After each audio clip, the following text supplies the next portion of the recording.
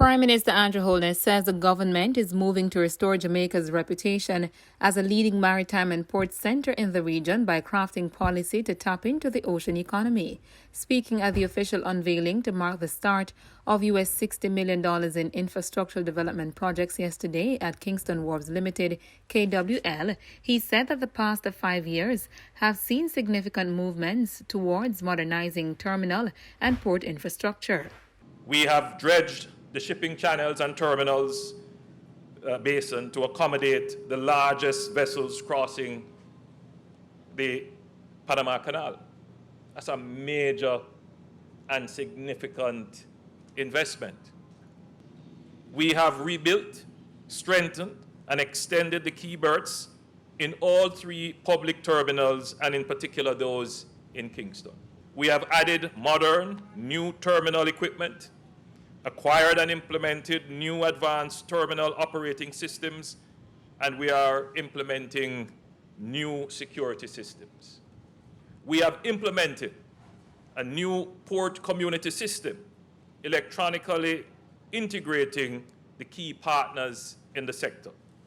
We have greatly renewed our harbors and port services capacities with the acquisition of new, larger, and technologically advanced tugboats, pilot boats, and buoy tenders.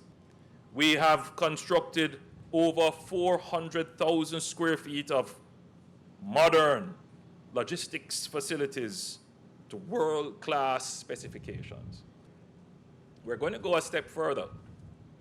We now need to craft specific and instrumental policy to deal with the ocean economy, which we call the blue economy, integrated with the green economy. And I have made some changes to the cabinet, which will see this now become a focus area. However, Mr. Holness said Jamaica in the first decade and a half of this century gradually declined that competitiveness of being the leading maritime and port centre in the region. One of the most fundamental goals of my administration is to achieve sustained economic growth and the creation of new, high-skilled, well-paying jobs for our people. In the last 3 decades of the 20th century, Jamaica progressively developed its reputation as a leading maritime and port center in the region. In the first decade and a half of this century, however, we witnessed a gradual decline in that competitiveness, occasioned in part by the inability to invest as aggressively as required to sustain our position due to our very high debt levels. Jamaica's fiscal circumstances resulted in significant disinvestment in our infrastructure and critical economic drivers, such as our seaports and the marine sector in general. To restore our competitiveness, significant investments were required to modernize our terminals and port infrastructure. The past 5 years have seen significant movements in this direction. The projects that we are here to launch this afternoon are the latest in a continuous stream of investments that have resulted in steady progress in restoring the competitive luster of Kingston Harbour and the Jamaican port and maritime sector. Mr. Holness said the country has a maritime space exclusive for economic use that is 24 times its land mass. We have a maritime space exclusive for our economic use that is 24 times our land mass. And in that maritime space are significant assets, which we will have to use, but in a wise way, in a sustainable way that will see the use of the present generation not excluding the benefit and use of future generations. These developments have been occurring in all three public ports, the Kingston Freeport Terminal Limited and the Kingston Wharves Limited, and the Freeport Terminal in Montego Bay. The progress of Kingston Wharves in reinventing and reestablishing itself as one of the most competitive and successful mixed-use ports in the region has been impressive.